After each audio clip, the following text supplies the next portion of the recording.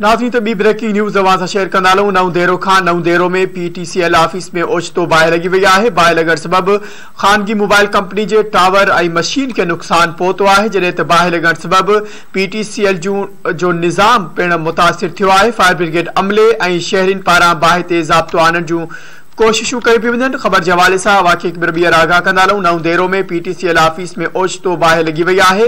बाहि लॻण सबबि ख़ानगी मोबाइल कंपनी जे टावर ऐं मशीन खे नुक़सान पहुतो आहे, जॾहिं त बाहि लॻण सबबि PTCL जो निज़ाम पिणु मुतासिर थियो आहे।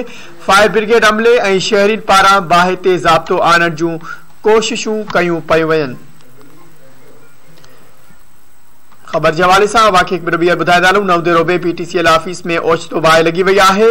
बाहि लॻण सबबि ख़ानगी मोबाइल कंपनी जे टावर ऐं मशीन खे नुक़सान पहुतो आहे, जॾहिं त बाहि लॻण सबबि PTCL जो निज़ाम पिणु मुतासिर थियो आहे। फायर ब्रिगेड अमले ऐं शहरियुनि पारां बाहि ते ज़ाब्तो आणण जूं कोशिशूं कयूं पियूं वञनि।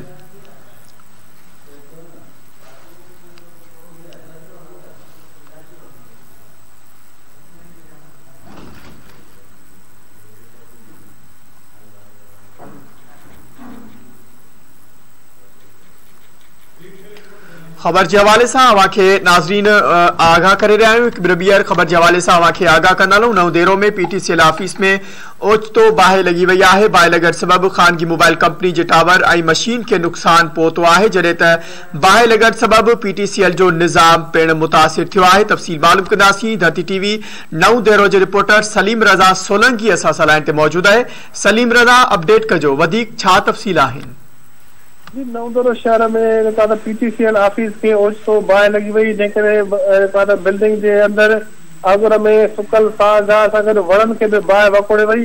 बाहि सबबि ऑफिस अंदर कायम जेको ख़ानगी मोबाइल कंपनी जो टावर आहे, उनजी मशीन भी आहे, उनखे तमामु घणो नुक़सान पहुतो आहे, जॾहिं त PTCL जे जेको ऑफिस जो कुझु जेको सामान आहे उहो बि जेको आहे तमामु घणो मुतासिर थियो आहे, जंहिं करे PTCL ऐं मोबाइल कंपनी जो जेको निज़ाम आहे उहो धरम भरम थी आहे। बाहि जे इतलाह ते फायर ब्रिगेड अमले पहुची ऑफिस में मुलाज़िमनि सां गॾिजी ऐं शहरी भी उन ते मौजूद आहे, जेकी बाहि विसाइण जी कोशिशुनि में रुधल आहिनि। हिन वक़्त भी बाहि विसाइण जी कोशिशूं जारी आहिनि। जी सलीम, अपडेट करण लाइ वॾी महिरबानी।